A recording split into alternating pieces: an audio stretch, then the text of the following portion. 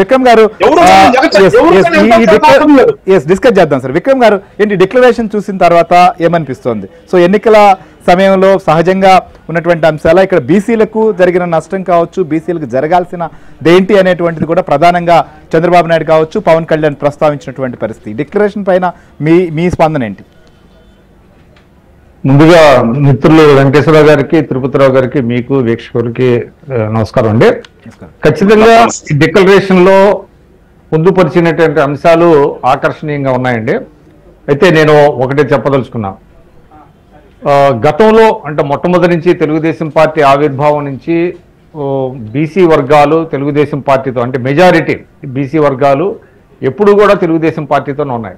అయితే 2014-19 మధ్య కారణాలు ఏమైనా కావచ్చు, బీసీ వర్గాలు కొన్ని సంప్రదాయంగా వస్తున్నటువంటి కొన్ని వర్గాలు తెలుగుదేశం పార్టీకి దూరం అయ్యే మాట వాస్తవం. అందువల్లనే తెలుగుదేశం పార్టీ కొంత శాతం ఓటు కోల్పోయటం, అదేవిధంగా ప్రతిపక్షంలో కూర్చోవటం జరిగింది. అయితే ఎవరైతే తెలుగుదేశం పార్టీకి దూరమైనటువంటి కొన్ని బీసీ వర్గాలు ఉన్నాయో వాళ్ళు ఇప్పుడున్న అధికార పార్టీ తాము ఏదో ఉద్ధరిస్తుంది అనేటువంటి కొన్ని భ్రమల్లో వాళ్ళు ఉన్నారు ఆ రోజున. ఎందుకంటే తెలుగుదేశం పార్టీ మీద కొన్ని అపోహలు సృష్టించారు ఆ సమయంలో, ఆ 5 ఏళ్లలో.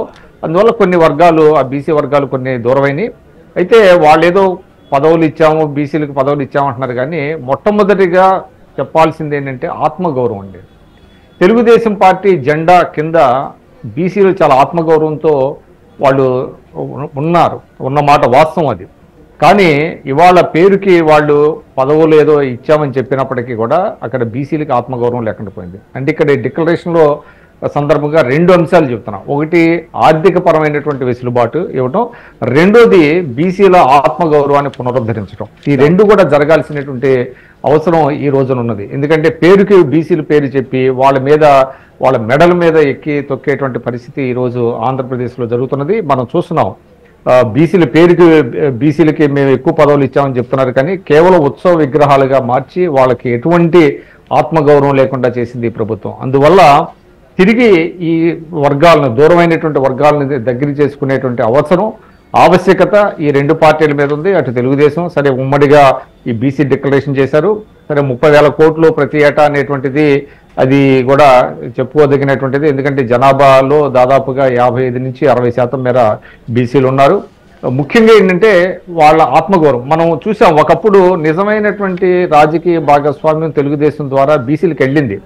ఉత్తరాంధ్రలో ఇందాక తిరుపతిరావు గారు చెప్పారు, దాదాపుగా 70-80% అక్కడ బీసీలు ఉంటారు. అక్కడే కాదు, ఓవరాల్గా స్టేట్ యాజ్ ఏ యూనిట్గా తీసుకున్నప్పటికీ కూడా ఆ రోజున ఆత్మగౌరవంతో ఉన్నారు తెలుగుదేశం పార్టీ జెండా నీడన. అది ఎన్టీ రామారావు గారి హయాంలో కావచ్చు, చంద్రబాబు నాయుడు గారి హయాంలో కావచ్చు. ఎందుకంటే ఎర్రనాయుడు గారు కావచ్చు, దేవేంద్ర గౌడ్ గారు కావచ్చు, యనమల రామకృష్ణుడు గారు కావచ్చు, అక్కడ కాలువ శ్రీనివాసులు కావచ్చు, అక్కడ పార్థసారథి, నిమ్మల కిష్టప్ప, ఇట్లా పేర్లు చెప్తా ఉంటే చాలా మంది ఉన్నారు. వాళ్ళు నిజంగా వాళ్ళకి పార్టీ మాది, ఈ పార్టీ బీసీలది అనేటువంటి ఒక నమ్మకాన్ని ఇది కలిగించినటువంటి మాట వాస్తవం. కానీ దురదృష్టవశాత్తు గత 5 సంవత్సరాలుగా బీసీల ఏదైతే ఉన్నదో, పేరుకేదో కొన్ని ఫెడరేషన్లను ఏర్పాటు చేశారు, వాటికి నిధులు లేవు, విధులు లేవు, కేవలం ఉత్సవ విగ్రహాలుగా చేసి వాళ్ళపై మీద ఇటీవల మనం చూసాం. వైఎస్ఆర్ సిపిలో రీజనల్ కోఆర్డినేటర్స్ అని పెట్టారండి, అగ్ర కులాలకు ఇచ్చారు, వాళ్ళ కింద బీసీలను పెట్టారు.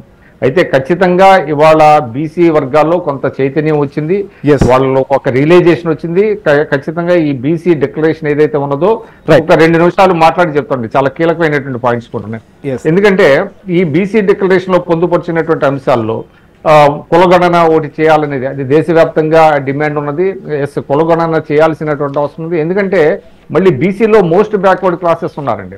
ఎందుకంటే ఎంబీసీలు మనకు తెలుసు, తెలంగాణలో ఎంబీసీ కార్పొరేషన్ కూడా పెట్టారు. మరి ఇది కూడా ఎంబీసీలు పెట్టుకుంటే బాగుండేది. ఎందుకంటే మళ్ళీ ఈ బీసీలో 7-8 కులాలు మాత్రమే మొత్తం తమ ఆ ఫలితాలన్నీ, ఆ ఫలాలన్నీ దక్కించుకునేటువంటి అవకాశం లేకుండా ఇవాళ ఇంకొక మంచి పాయింట్ ఏంటంటే కోఆప్షన్ పద్ధతిలో ఏదైతే ఎన్నికల్లో పోటీ చేయలేనటువంటి కొన్ని కులాలు ఉన్నాయి. ఇప్పుడు సంచార జాతుల వాళ్ళు ఉన్నారు. సంచార జాతుల వాళ్ళు ఎక్కడికి సరైనటువంటి అడ్రస్ కూడా లేనటువంటి పరిస్థితి, వాళ్ళకి చిరునామా కూడా లేనటువంటి పరిస్థితి.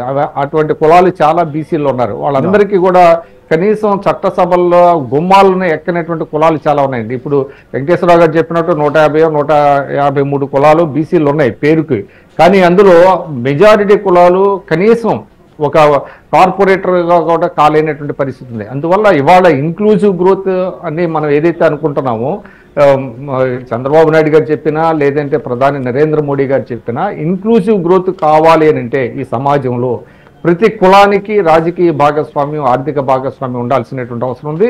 అందువల్ల ఆ దిశగా కృషి చేయాలి. ఇంకోటి కూడా చంద్రబాబు నాయుడు గారు చెప్పారు, ఆయన ఈ రైట్లీ సెడ్, ఎన్టీ రామారావు గారు ఫస్ట్ టైము ఈ కులాలకి కానీ పెన్షన్ విధానాన్ని తీసుకొచ్చింది. దేశంలో మొట్టమొదటిసారిగా పెన్షన్ ఉండాలి అని 35 రూపాయలు చేశారు. దాన్ని చంద్రబాబు నాయుడు గారు ఆయన తక్కువ చేసుకున్నారు, 70 కాదు, ఆయన 75 రూపాయలు ఇచ్చారు ఆ రోజుల్లో. అంటే బడ్జెట్ చాలా తక్కువగా ఉన్నప్పటికీ కూడా 75 రూపాయల పెన్షన్ ఇచ్చారు. ముఖ్యంగా ఆత్మగౌరవాన్ని పెంచేటువంటి పదవులు, చాలా కీలకమైనటువంటి పదవులు బీసీలకు అప్పచెప్పారు. కేంద్రంలో ఎర్రనాయుడు గారు కేంద్ర మంత్రి అయ్యారు. ఆయన తెలుగుదేశం దేవగౌడ గారి ప్రధానిగా ఉండగా, తర్వాత కాంగ్రెస్ ప్రభుత్వం 10 సంవత్సరాలు ఉన్న ఒక బీసీకి కూడా కేంద్ర మంత్రి పదవి అనేటువంటిది లభించలేదు. అందువల్ల అదేవిధంగా వాళ్ళు పార్టీ విధానాలను శాసించే స్థాయిలో బీసీలు ఉన్నారు తెలుగుదేశంలో. అందువల్ల ఇవాళ బీసీలు ఏదైతే దూరం అయ్యారో తెలుగుదేశానికి